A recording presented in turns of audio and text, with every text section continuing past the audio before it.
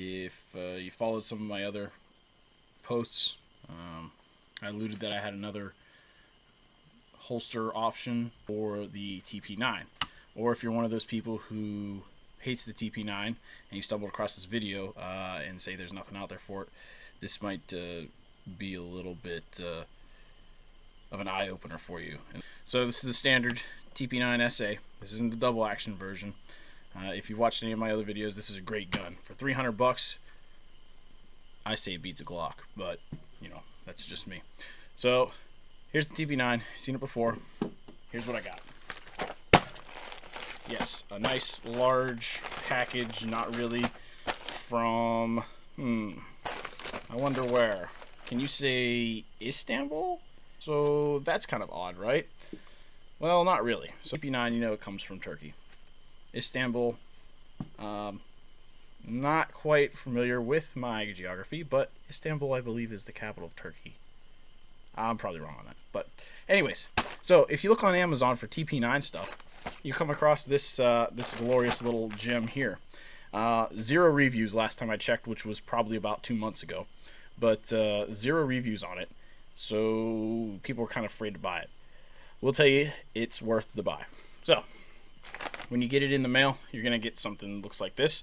And yes, I did order it from Amazon, even though it doesn't look like it. What can it be? MASC International Holsters. Really odd that I found these. Before I bought it, I did a little bit of research, went to their online website. So here you go, mascholster.com. They had a lot of great stuff on there. They make a lot of other holsters too. But the really interesting thing, this is one thing that is actually made there and shipped over. They're a relatively new company, judging by the since 1995 on there. But the other neat thing about it was, and yes, I opened it, so it's not the first review. This is legitimate Turkish. Is that right? Yeah. So yeah, this is what it is. As you can see, and this is the shocker here, $62 US. So $63, $64. I think that's about what I paid. Yeah, that's about right. But you might be thinking, oh, 60 some odd dollars. Oh, I wanted to also show you guys this here too. It probably won't appear really well on the camera since I am using the crappy GoPro. But yeah, Istanbul, and I believe it's Turkey. I just thought that was kind of neat to show you guys that it actually came from overseas and not from China. It's just my thought. So it's going to come in this nice bag. Nothing crazy there.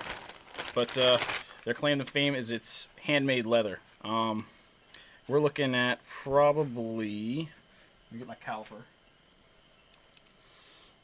And I'll just go at a thick point. A thick point that's not flared too much here. All right, okay. So a thick point that's not flared too awful much. You're looking at 25. So 1.25. So 1/10. About an eighth of an inch thick leather. So this is pretty thick leather. Not so thick to where it's saddle leather, but thick enough to be somewhat flexible, because you remember they have to mold this. If you look at the video that I've seen, it shows a bunch of assembly line workers molding these to basic fit handguns. But the molding on it's real nice. The leather, like I said, is pretty thick. It's not too awful thick, like I say. The holster, or the paddle, wait here. So this is another reason why I like Turkey. The paddle on it might remind you of something a little bit. That's right, the old Phobos.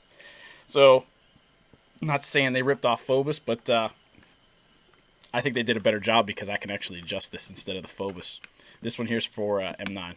But yeah, as you can see, there's adjustment screws on the back, Phillips heads. They do not go all the way through, so they're probably captured nut plates behind there.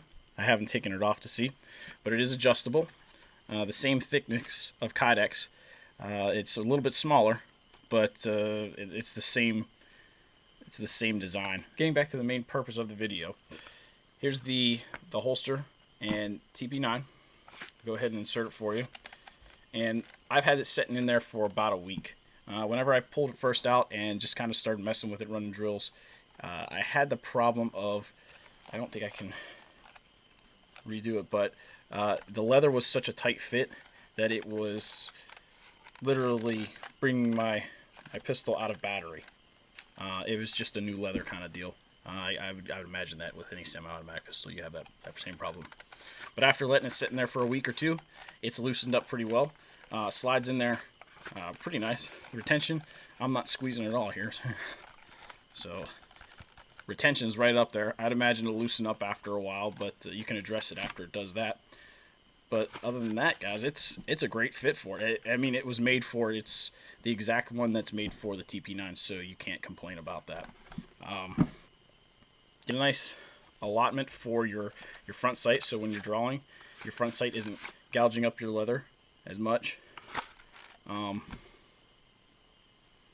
holster wears pretty well. If you're familiar with Phobos holsters, it's the same amount of flex in that. So, and it's mounted on the leather, so it's not going to be mounted onto Kydex. You can't expect too awful much from that. So it's just practice with your draw stroke so you don't get it on there. Get your holster coming out with your pistol.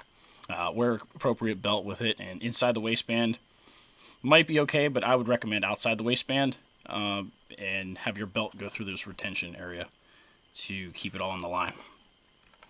But yeah, guys, that is the MASC alternate holster that I found for the TP9 SA and TP9 DA, I would imagine, in version 2s, because it's the same gun as far as I know. But this is a great gun, guys. If you haven't shot one, go to the local range that rents them out, shoot it. There's your holster option for you guys. The MASC holster. And yeah, check it out, guys. If you want a leather holster for your TP9 to upgrade that sucker, then by all means, I recommend it.